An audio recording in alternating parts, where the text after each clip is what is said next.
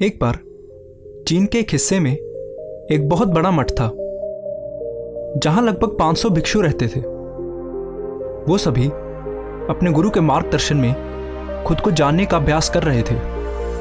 एक दिन एक लड़का उस मठ में शिष्य बनने के लिए आया। उसने मास्टर से कहा, मास्टर, मैं खुद को जानना चाहता हूं। मैं सच की तलाश कर रहा हूं। मैं पता लगाना चाहता हूं कि सच क्या है। मास्टर ने उसकी ओर देखा और कहा कि अगर तुम सच जानना चाहते हो तो तुम्हें अपना पूरा जीवन दांव पर लगाना होगा। सच को जानने में तुम्हारा पूरा जीवन लग सकता है और फिर भी इस बात की कोई गारंटी नहीं है कि इस जीवन काल में तुम्हें सच का पता लगेगा या नहीं। क्या तुम इसके लिए तैयार हो? शिष्य ने कहा, मास्टर, मैं यहां पीछे मुड़ने के लिए नहीं आया हूं। मैं इसके लिए तैयार हूं। गुरु ने कहा, अगर ऐसा है तो एक काम करो। इस मठ में 500 भिक्षु हैं। तुम उनके लिए चावल कूटने का काम करो। बस सुबह से शाम तक चावल को कूटते रहो। जब तुम थक जाओ तो सोने चले जाओ और फिर अगली सुबह उठकर चावल कूटना शुरू कर दो। इसके अलावा कुछ और मत करना। किसी और चीज़ के बारे में मत सोचना। बस इस रास्ते पर चलते रहना और दोबारा मेरे पास मत आना। ज़रूरत पड़ने पर मैं खुद तुम्हारे पास आऊँगा। उस लड़के ने गुरु के आदेश का पालन करते हुए चावल कूटना शुरू कर दिया। उस मठ में 500 शिष्य थे। उन सभी को समय समय पर भोजन की आवश्यकता पड़ती थी, इसलिए वो सुबह बहुत जल्दी उठ जाता था और देर रात तक चावल कूटता रहता था। जब वो थक जाता तो उसी कमरे में सो जाता जहां वो चावल कूटता था।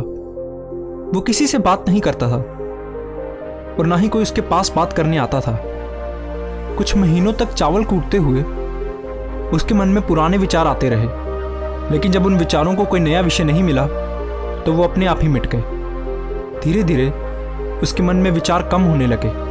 कुछ सालों के बाद तो वो अपना नाम तक भूल गया। वो हमेशा चुप रहता और विचारहीन अवस्था में बस चावल कूटता रहता। उसने ना तो कभी ध्यान किया था और ना ही कभी कोई शास्त्र पढ़ा था। मठ के बाकी शिष्य उसे मूर्ख समझते थे। ऐसा करते हुए 12 साल बीत गए। 12 साल बाद एक दिन मास्टर ने घोषणा की कि अब मेरा आखिरी समय आ रहा है और मुझे अपना उत्तराधिकारी चुनना है जो मेरे बाद इस मठ का मुखिया होगा। इसलिए मेरा कोई भी शिष्य जिसे लगता है कि उसे आत्म साक्षात्कार हो गया है और उसने खुद को जान लिया है, वो रात को मेरे दरवाजे के पास आकर इस दीवार पर कुछ पंक्तियां लिखे जिसमें उसकी जिंदगी का सारा अनुभव समाया हो। कई शिष्यों ने ऐसा करने के बारे में सोचा। मठ के प्रमुख शिष्यों में से एक ने वहां जाकर कुछ पंक्तियां लिखी। उसे बौद्ध धर्म ग्रंथों का बहुत ज्ञान था। सभी शिष्यों को लगता था कि वो इस मठ का उत्तराधिकारी बन सकता है। उसने लिखा था कि मन एक दर्पण की तरह है जिस पर विचारों और इच्छाओं की धूल जमा हो जाती है।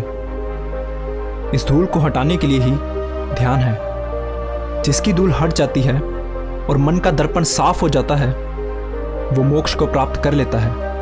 अगली सुबह जब मास्टर उठे और उन्होंने इन पंक्तियों को देखा तो उन्हें बहुत गुस्सा आया और उन्होंने कहा कि किस बेवकूफ़ ने यह सब कचरा मेरी दीवार पर लिखा है। वो शिष्य जिसने ये लिखा था वो चुप रहा। हालांकि उसने जो पंक्तियां लिखी थी वो ज्ञान से भरी थी, लेकिन ये सब किताबी ज्ञान था। वो शिष्य बहुत चालाक था। उसने पंक्तियां लिखी लेकिन नीचे अपने हस्ताक्षर नहीं किए, क्योंकि वो स्वयं इसके बारे में निश्चित नहीं था कि ये सही है या नहीं। क्योंकि उसे आत्म साक्षात्कार नहीं हुआ था, गुरु ने इन पंक्तियों को पूरी तरह से खारिज कर दिया। ये देखकर सभी हैरान रह गए। ये घटना पूरे मठ में चर्चा का विषय बन गई। इस विषय पर बात करते हुए 2 शिष्य उस शिष्य के पास से गुजरे जो 12 साल पहले यहाँ आया था और दिन रात बस चावल कूटता रहता था। दोनों की चर्चा सुनकर वो धीरे से हंस पड़ा। दोनों शिष्यों ने उससे पूछा कि तुम क्यों हंस रहे हो? उन दोनों की नज़र में ये चावल कूटने वाला बहुत ही तुच्छ भिक्षु था। किसी ने भी उसे ना तो कभी ध्यान करते देखा था और ना ही कभी कोई शास्त्र पढ़ते। हर कोई उसे मूर्ख समझता था जो बस चावल कूटना ही जानता था। उस मठ में बहुत बड़े बड़े विद्वान थे, लेकिन उस चावल कूटने वाले को किसी से कोई मतलब नहीं था। इसलिए वो दोनों शिष्य उसे मुस्कुराता हुआ देखकर चकित रह गए। उन्होंने फिर उससे पूछा कि तुम क्यों हंसे? उसने जवाब दिया, मैं इसलिए हंसा क्योंकि मास्टर सही बोल रहे हैं, ये सभी पंक्तियां कचरा हैं, इन पंक्तियों का कोई मूल्य नहीं है। वो दोनों शिष्य चौंक गए। उन्होंने उससे पूछा कि क्या तुम कुछ ऐसी पंक्तियां लिख सकते हो जो इससे बेहतर हो? चावल पीसने वाले ने जवाब दिया, नहीं, क्योंकि मैं अनपढ़ हूं, लेकिन हाँ, मैं कुछ पंक्तियां कह सकता हूं, और अगर तुम उन पंक्तियों को लिख सकते हो तो मैं तुम्हारे साथ जाने के लिए तैयार हूं। उन दोनों शिष्यों ने कहा, ठीक है। वो मास्टर के कमरे के पास गए और चावल कूटने वाले ने कुछ पंक्तियां बोली और दूसरे शिष्य ने उसे दीवार पर लिख दिया और उन पंक्तियों के नीचे लिख दिया, चावल कूटने वाला। उन्हें लगा कि मास्टर इस पर भी गुस्सा करेंगे। जो पंक्तियां उसने लिखने के लिए कहा था वो बहुत अद्भुत थी, और वो पंक्तियां थी, मन तो बस एक भ्रम है, ना तो मन है और ना ही मन का कोई दर्पण है, और जब मन ही नहीं है तो धूल कहाँ ठहरेगी। जो ये जानता है वो सच को जान गया है। जब गुरु ने इन पंक्तियों को देखा तो वो आधी रात को उठे और उस चावल कूटने वाले के पास गए। वो सो रहा था।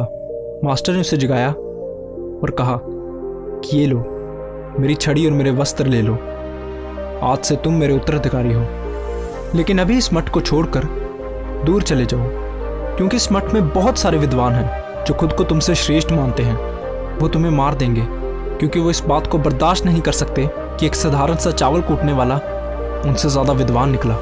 तुम्हें वो सारा ज्ञान हो गया है जो मुझे है, और तुम्हें ये केवल चावल कूटते कूटते हुआ है। और मुझे पता है कि तुम जहाँ भी जाओगे लोग तुम्हारे पास आने लगेंगे, क्योंकि जब कोई फूल खिलता है तो उसकी महक हर तरफ फैलने लगती है। उसने अपने गुरु के पैर छुए और रात को ही वहाँ से चला गया। अगर हम अपनी जिंदगी में देखें तो पाएंगे कि बहुत से लोग सोचते हैं कि ध्यान केवल एक जगह बैठकर आंखें बंद कर कर ही किया जा सकता है, लेकिन हकीकत में ऐसा नहीं है। ध्यान तो चलते चलते भी किया जा सकता है, या अपना कुछ काम करते हुए भी ध्यान किया जा सकता है। असल में ध्यान का मतलब ये है कि आप जो भी काम कर रहे हैं उसे इतनी शिद्दत से करें कि आपको अपने शरीर का ख्याल भी ना रहे। बिल्कुल उस चावल पीसने वाले की तरह, जो चावल कूटने में इतना मगन हो गया कि उसे खुद का कुछ ख्याल ही नहीं रहा। चावल कूटते हुए ही उसने आत्म साक्षात्कार प्राप्त कर लिया। इसी तरह ज़ेन का अर्थ है हर समय वर्तमान में रहना और कुछ नहीं सोचना, क्योंकि मन तब तक ही है जब तक विचार है। जब विचार नहीं रहेंगे तो मन भी गायब हो जाएगा, और जब मन ही नहीं रहेगा तभी केवल तुम अपने आप को अच्छे से जान पाओगे। असल में हमें अपने वास्तविक स्वरूप को जानने के लिए कोई अन्य साधना करने की आवश्यकता नहीं है। हम जो कुछ भी कर रहे हैं बस उसमें हमें पूरी तरह से खो जाने की जरूरत है। अपने काम में इस कदर लीन हो जाओ कि आपका काम ही ध्यान बन जाए। धन्यवाद।